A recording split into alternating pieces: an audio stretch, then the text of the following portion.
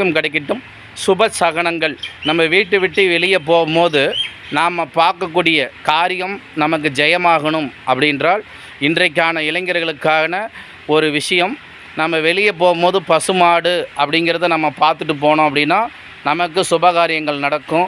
கூட்டமாக வரக்கூடிய மாட்டுக்களை பார்த்துட்டு போனால் நமக்கு சுபகாரியங்கள் நடக்கும். நிறக்கோட பாலை பார்த்துட்டு போனால் நமக்கு சுபகாரியங்கள் நடக்கும்.